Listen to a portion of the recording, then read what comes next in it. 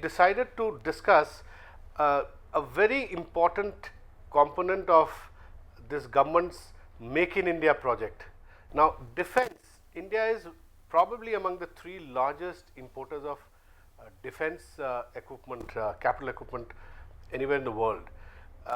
So, this government decided to give a special thrust to defense manufacturing in India, so that Indian companies, they tie up with global companies, bring in technology, or even tie up with public sector units like Hindustan Aeronautics Limited and others, and actually produce defense equipment in India, so that India is less dependent on imports in the years ahead, because India is going to be probably among the 2 or 3 largest defense equipment importers over the next 10 years, and the amount of defense export that we might do after 5 years or 10 years could be anywhere from $80 billion. It could vary from $80 billion to $100 billion a year.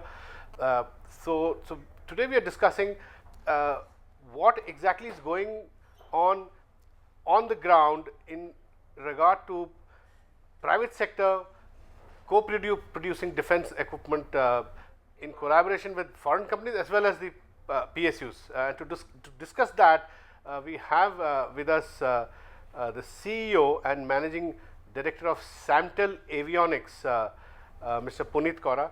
Welcome to our show, Mr. Puneet. So, you are one of the few companies already on ground making avionics, which is electronic systems for aircrafts, simply put, and supplying to Hindustan Aeronautics Limited. So tell us, how is Make in India really working on the ground as per your experience? Actually, we got into Make in India many years back. If you look at the history of our group, we've been doing Make in India for the last 40 years. But in defense, we got into this about 10 years back, more than 10 years back. And we got into real manufacturing it. That means we were developing it for the first 6 years. And now in the last 5-6 years, we are doing manufacturing of hardcore defense avionics equipment in a joint venture we have with HAL.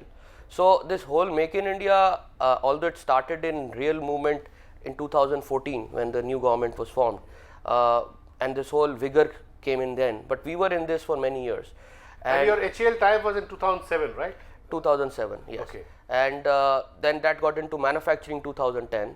We have now produced close to more than 120, 130 ship sets. That means last 130 ships, aircrafts that were built in India, Sukhois that were built in India, are using the display systems made by us in India. So and which is what these systems have been made by Samtel Avionics. Yes, these are made by Samtel Avionics, and then they are finally assembled in the joint venture we have with HAL. Okay. So that's so we are not importing aircraft avionics for Sukhois because you are making it here. Absolutely. Okay. So these display avionics that we started manufacturing about 6 years back have been a pioneer display Make in India project for Indian Air Force as well when they look at the private sector. And actually this is the real beginning of journey of Make in India and companies in India, because you might not know, ours was the first private public partnership with any defense PSU for defense manufacturing. Okay. And from that point of view, this was a first of its kind. And now there are a few more who are trying to go in that direction, but we have already covered a lot of ground, and now we are looking at much higher end avionic systems, sensor suites, which is the next generation of our growth. And where do you get the technology from? Which company from abroad? So the display systems which we manufactured were 100% indigenously developed by us. We were developing them with the scientists of DRDO, our IIT. Oh, so you have a tie-up with the DRDO also? Yeah. Okay. So this actually project started with DRDO, where this lab of DRDO gave us a contract to develop this avionics suite or display suite of Sukhois. Now this suite is in production, and while we were doing that, we also had on board some distinguished DRDO scientists who had retired. They helped us. We had a lot of actually it will be interesting to know the average age group of our company is less than 30 right now. Okay. So it's a lot of young talent, and that young talent can do wonders. There are a lot of So you're saying the initial phase was all indigenous? all indigenous. Now, when we are looking at the future, we have tie-ups with companies like Thales. Thales is our major technology partner, where we are looking at bringing in some high-end sensor suites into the country, which Air Force requires. And Thales is, of course, globally it produces avionics for Rafale, which India has contracted on a government-to-government basis, right? 36 Exactly. Rafales are being brought into India, the French fighter aircraft, right? Yeah, so Thales has about 25% of that aircraft by value. Okay. And all the They electronic. make 25% of the capital or avionics. You mean avionics form about 25% of the. Yeah, so avionics in that include even things like radar, electronic warfare suite, which are and then the FSO, which is the sensor suite.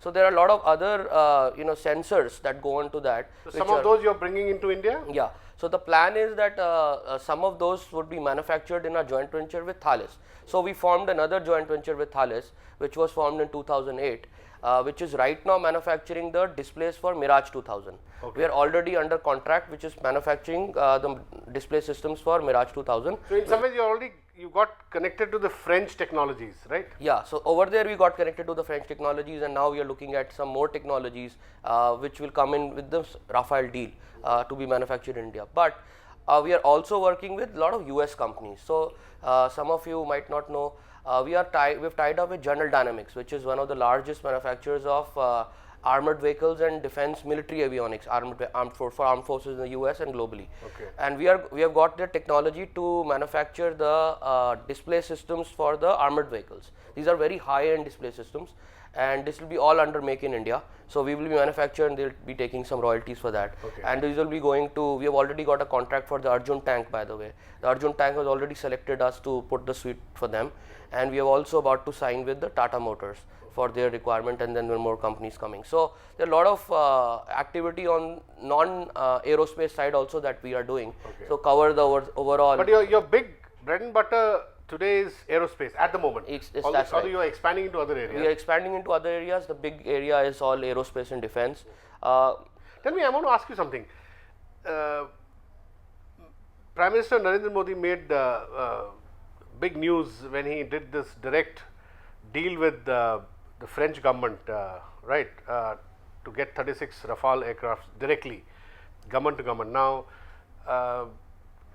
there is still not much clarity as to what will be the offset obligations, or how much of this will be indigenized in India. Now, since you work with some of the companies which supply to Rafale, what is your sense about how this will pan out in terms of indigenization? First of all, I think my compliments to the PM to take such a bold decision. This deal was, 126 MMRCA before this was, although they were selected, the Rafale was selected, but it was in some shambles, it was not moving. Yeah. To take this bold decision, go with government to government, I think, my compliments to the PM. And I think coming back to your question, how it's going to plan out Make in India, I think it's going to fall under the new DPP. So what we have got the fine print of that is going to come out. There was circulated. DPP as in, if you can just elaborate for our viewers. Yeah, Defense Production Procedure. Okay. So Defense Production Procedure is, there's a new Defense Production Procedure which is almost finalized. Which is the framework for the indigenization in Make in India, right? Exactly. Okay. And that should come out hopefully in this quarter, maybe this month.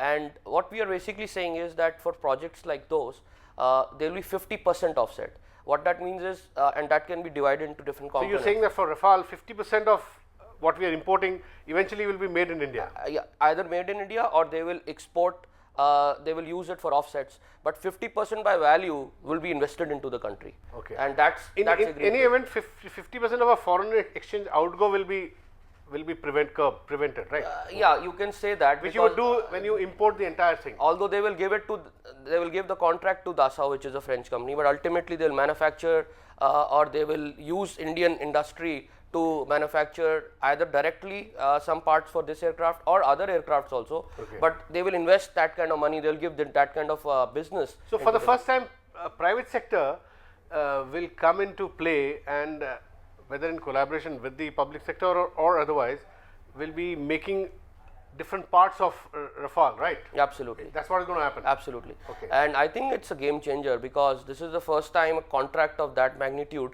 will have a really significant indigenous component. And I truly believe that that on the at least the Air Force side is really the true beginning of manufacturing using the private sector and larger scope on the industry, which I think will be very interesting to see how it moves, and definitely a contract which will change a lot of things in the future. So tell me, Puneet, now all this will happen provided India improves its decision making process, improves its policy framework, which is supposed to happen in the form of a new offset policy which you just mentioned, which is now 10 months late in coming. It was supposed to come early February 2005, not happened so far. I also hear complaints from other Make in India proponents, private sector, in this field, in the field of defense, where they say that the decision making, new institutions which need to be put in place at the level of the defense ministry, etc., have not happened to the satisfaction of the industry. Is that true? Yes, I think let's. I mean, the pace is not satisfactory.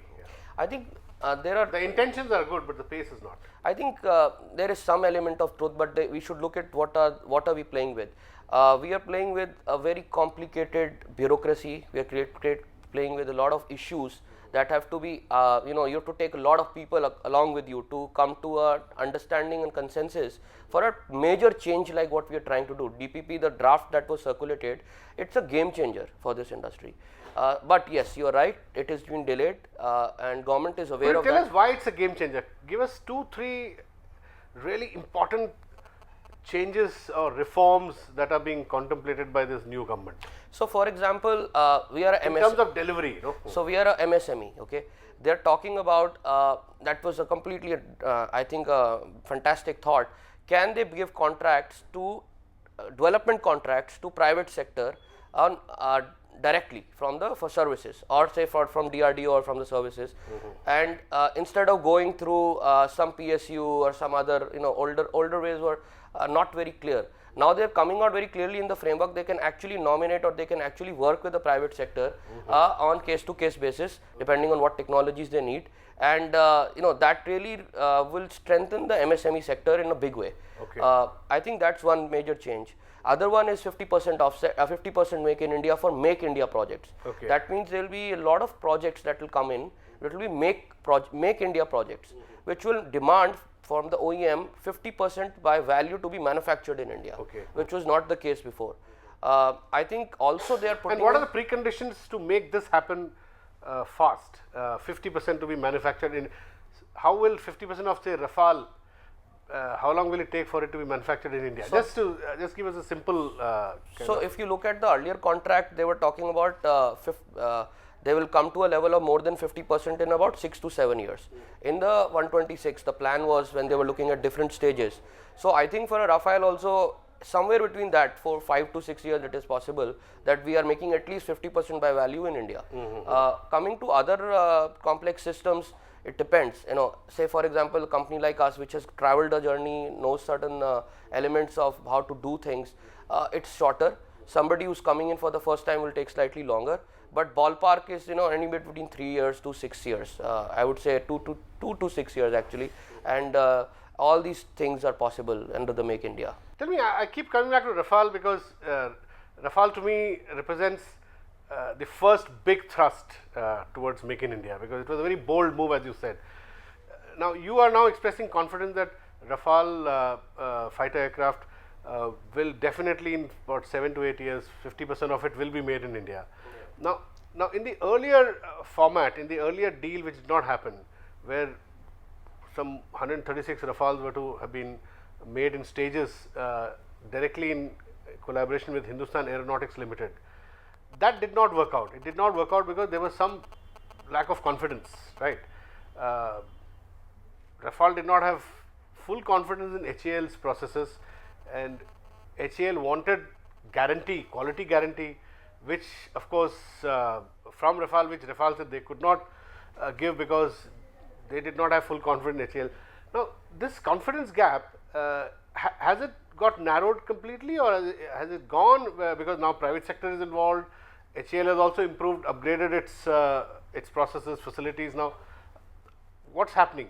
I think even in the earlier contract, at least when it was finalized and Rafale was the short selected, they were looking at using a way of doing it with private sector and a mixture of some autonomy on control was there with Dassault. If you don't give them that autonomy, then don't give people like companies like Thales, Dassault, then they cannot give you the guarantee of the quality systems and all that. Okay. Now they have the autonomy. Yeah. So, for example, I can talk about ourselves. If Thales works with us, they make sure that under their guarantees, whatever you'll manufacture in the joint venture, will have a component of their stamp on it that it will be a Thales quality system made over here. Okay. And that creates the huge difference. So if Dassault also looks at some joint ventures with private sector and takes over and does that, I think that's where a lot of things will come out, and quality and guarantee on the on-time delivery would be there. It's a question of autonomy for the technology transferer, to be able to, then he can put a stamp on of quality on that and give warranty also. I think so. I think what so you are saying this was not happening earlier because our bureaucratic procedures or our public sector probably was not giving that much space to the technology transfer, is it? Yeah, I think what happens is when they work with the private sector, there is definitely that much flexibility that private sector brings in, and maybe because it's not maybe PSU's fault, it is just they're bound by some of the government procedures rules, which they don't allow them to do certain things. In private sector, we have that flexibility, so that's one major difference over there. I think other thing is that when you absorb technology, you should understand what you're absorbing, and also whoever is giving it, you should respect what he's giving. So it should be a two-way street, so that the company knows what they're absorbing and the other company respects and understand this company is able to absorb what I'm giving. Then this marriage happens very successfully. And so in your case, your marriage with say Sukhoi on avionics, like you're supplying, you said all avionics to Sukhoi now. Has that absorption been totally successful? No complaints? Is it both the parties happy? Sukhoi is happy, HAL, you? Is there a full convergence of ideas on that? Yeah. So just to give you to answer your question, first of all, it was not a technology transfer in that case. We developed the system 100% indigenously. Okay. Secondly, with the help of Russians, some help of Russians. Russians were involved only as an OEM, and HAL was involved as an OEM, and Air Force was involved as who was qualifying it. Okay. And I think the results have been fantastic. Our on-time delivery record or the quality record is better than what it was when they were importing it from other countries, And so HAL is happy with the HAL at both HAL and Air user is absolutely more than happy. In fact, they're saying that this is really what they dreamt of when you look at indigenization. Okay. And you hope that this process will get repeated in other experiments like Rafale also? Absolutely, to get repeated. Now coming to bureaucratic rules. Now our discussion now again comes back to the same point, government rules. Now the reason why big global defense manufacturers who transfer technology to India were uncomfortable earlier was because of government rules. Government rules not giving them enough autonomy.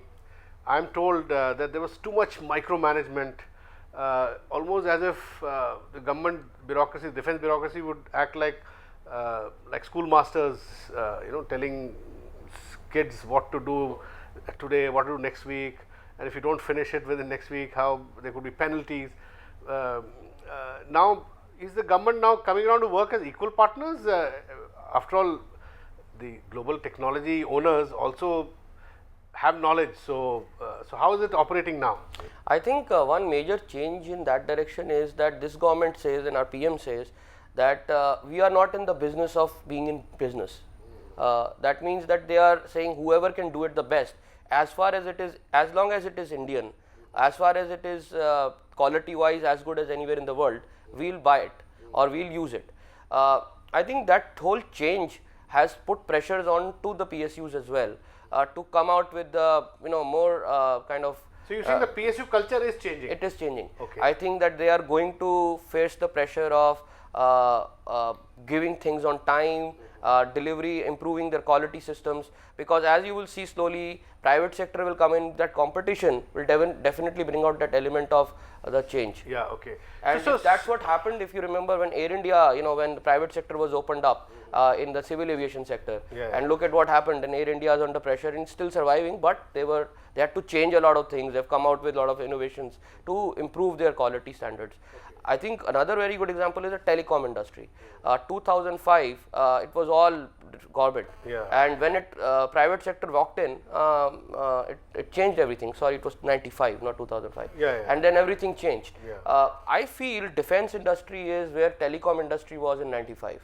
And this 2015-16 is the same 20 That's years. a very interesting analogy that you're drawing. So you're saying that in about say 7, 8, 10 years, the telecom industry, what telecom industry became in say 2007, defense industry probably would become in say 2022. I think so. I think you will see 7 years, and I can vouch for it. There will be much more private industry participation, and I will not say that defense PSUs won't be there. They will be there, but they will have competition from the private sector. And they'll also be working with private sector like yours. And, right? and don't forget that the GDP percentage that is spent on defense is going to grow, because our GDP will grow. When the GDP will grow, this whole requirement will grow. We will need players to make sure the dream of 70% indigenization is really realized. Otherwise, it's never going to be more than a paper tiger. What is the indigenization level at the moment from all the equipment that we've been importing for the last say 20, 30 years? Indigenization level, they say, is all 35%.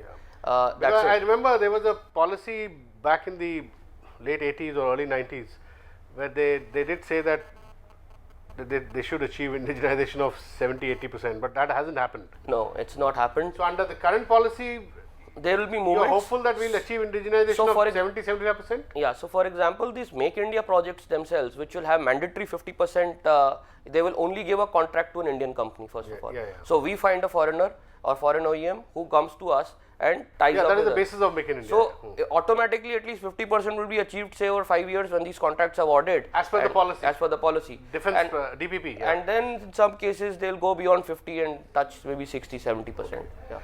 Tell me the new policy, the more liberalized policy is awaited, and any time it could be announced, right? It's now 10 months late in coming, but it's coming. So what are the 2 or 3 big liberalization do you expect in the way the government will work, the defense bureaucracy will work with the other stakeholders like the private sector, domestic private sector, and the foreign global defense companies? I think what I hope will happen, and this is the industry hope, there are certain... So you just also give me what your expectations... Yeah, I think what DPP is going to do is, my major complaint or industry's complaint is the timelines have to be adhered. There are huge delays on way we finalize contracts and how it goes on. I understand there are complications. The big contracts have complications and bureaucracy. And you're telling me that the contracts are cleared by a special committee, which has only met thrice in the last 18 months, right? Yeah, the CCS has not been happening. So what is CCS? The Cabinet Committee Steering Committee. Steering Committee which clears defense contracts, right? Yeah. Joint ventures, etc. Yeah, absolutely. They met only thrice. They have not. I think 3 or 4 times. Last time I think the CCS happened. So what would be your idea of efficiency? They should meet. They should clear contract every month, every 2 months. I hope so. They should. The amount of defense acquisition clearances, DAC they call it, which are happening, should be connected to the CCS also. Na? If they don't do the CCS, then these contracts don't become contracts. So they need to start doing more clearances of the contracts, and they need to meet more often and clear those contracts. But I think a more fundamental point from the coming back to your DPP question is, can we start following there should be some mechanism of making sure timelines are adhered. Timelines is a big issue. I think DPP is mentioning that in certain make contracts, we will give the contract from the day you start in 12 months time frame, say. And if that really starts to happen, there will be a lot of confidence that will come into not only private sector in India, but foreign OEMs and everybody who's involved in this industry, that okay, at least they are now following a certain timelines procedure is there, which makes sure that we follow a timeline schedule. So finally, I would conclude that what is needed is much faster clearances, adherence to timelines, and follow a policy where all the stakeholders have trust among themselves and they all get space to work together. Yes. So that's the, I'll conclude on that note. Thank you very much, Mr. Puneet Kaura, for talking to us. That's all we have in this edition of State of the Economy. We'll be back with you next week. Thanks for watching.